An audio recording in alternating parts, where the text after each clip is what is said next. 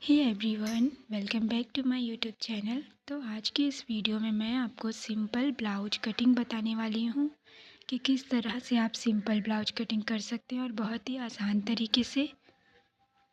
तो अगर आपको मेरा ये वीडियो अच्छा लगता है तो मेरे चैनल को लाइक करके, शेयर करके और सब्सक्राइब ज़रूर कर दीजिएगा और कमेंट्स में ज़रूर बताइएगा कि ये वीडियो आपको कैसा लगा और आगे मैं क्या वीडियो बनाऊँ, उसके लिए भी आप मुझे ज़रूर बताइएगा।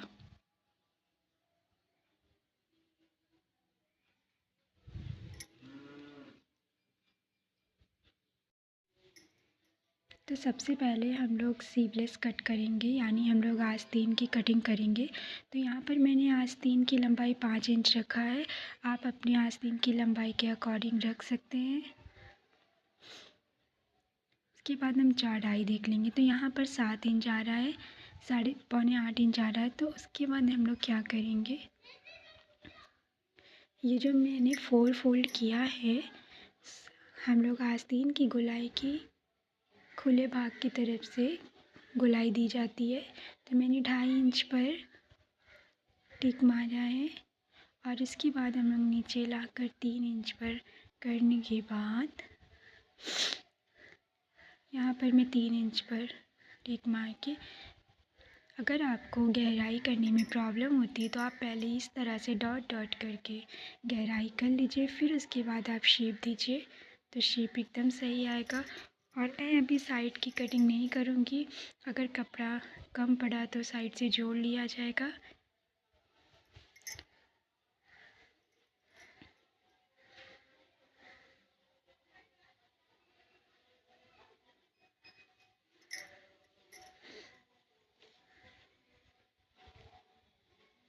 यहाँ पर मेरी आस्तीन कट चुकी है।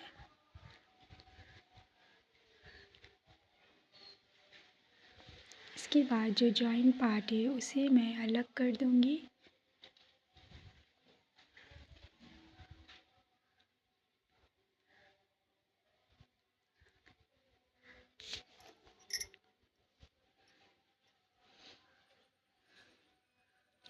और यहाँ पर हम लोग आधे इंच की गहराई दे देंगे।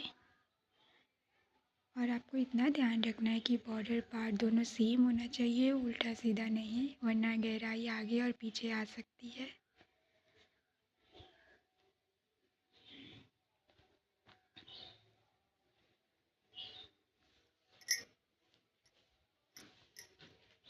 यहाँ पर मेरी आस्तीन कटिंग हो चुकी है। इसके बाद हम लोग चलते हैं ब्लाउज का बैक पार्ट कट करने के लिए।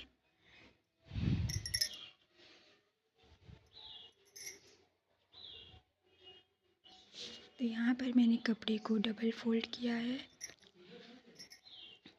इसके बाद हम लोग ब्लाउज की लंबाई लेंगे। तो यहाँ पर हम अपने ब्लाउज के अकॉर्डिंग लंबाई ले सकते हो। तो यहाँ पर मेरे ब्लाउज की लंबाई 13 इंच है, तो मैं उससे 1.5 इंच बढ़ाकर 14 इंच ले लूँगी और 5.5 इंच यहाँ पर मैं शोल्डर लूँगी।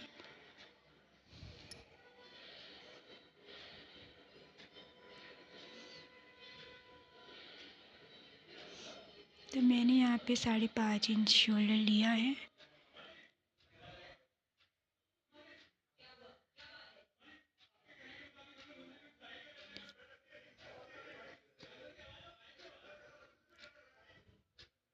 इसके बाद हम लोग 6 इंच आर्म होल लेंगे।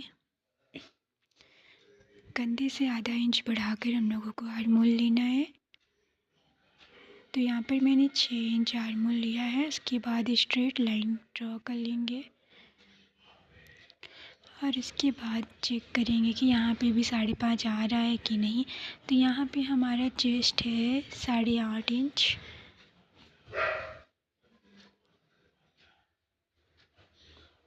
तो 8.5 इंच पे डॉट्स करके एक स्ट्रेट लाइन ड्रॉ करेंगे। उसके बाद मार्जिन 1.5 या 2 इंच लिया जा सकता है। तो ये कॉटन का फैब्रिक है तो मैं 2 इंच मार्जिन लूँगी।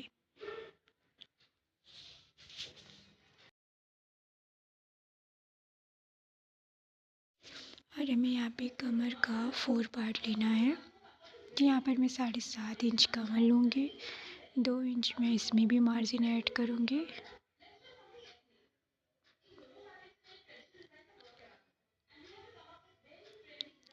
और आधा इंच इसमें और मार्जिन ऐड करना है प्लीट्स के लिए। फिर एक स्ट्रेट लाइन दोनों लाइनों को मिलाते हुए ड्रॉ कर लेंगे।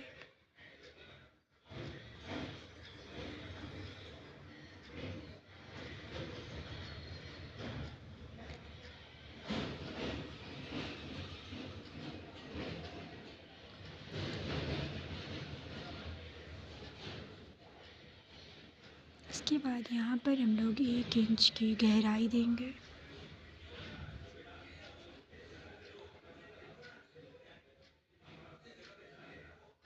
अच्छी तरीके से शेप देकर बैक पार्ट की कटिंग करते हैं। तो मैं अभी गले को ड्रॉ नहीं करूँगी, बैक पार्ट की कटिंग करने के बाद ड्रॉ को करूँगी।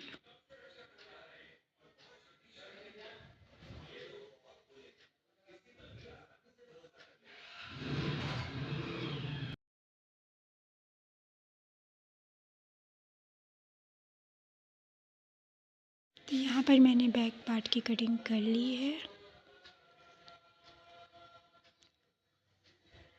और अब मैं आपको नेक कट करके दिखाती हूँ। तो मैंने यहाँ पर 2.5 इंच चौड़ाई ली है और 7 इंच लंबाई लेंगे।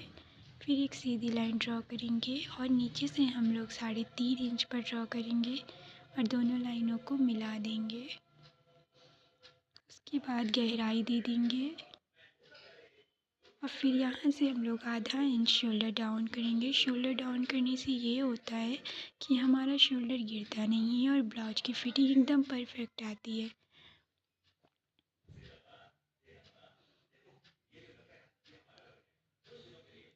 तो यहाँ पर हमारे बैक पार्ट की कटिंग हो गई है और ये जो कपड़ा बचा है उससे हम लोग बटन पट्टी लगा लेंगे।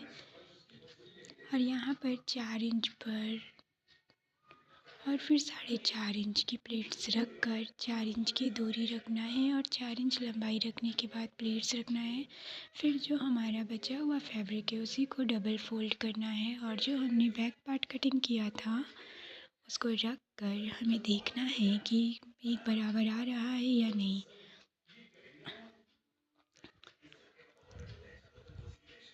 इसके बाद चॉक से ड्रॉ कर लेंगे और गला आपको आगे का जितना चाहिए उतना हम लोग ले लेंगे।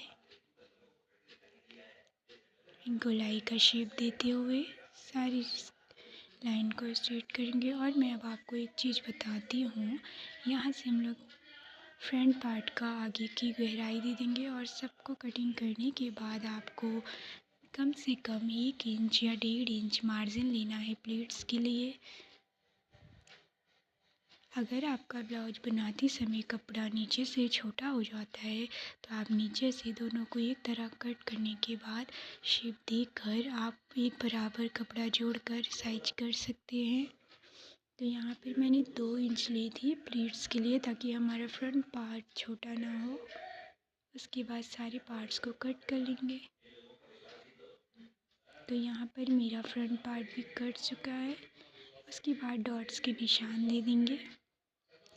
तो यहाँ पर सबसे पहले मैं 9 इंच पर टिक मारूंगी और यहाँ पर मैं लूँगी 2.5 इंच और यहाँ से आप 4.5 इंच ले सकते हैं या आप 5 इंच भी ले सकते हो।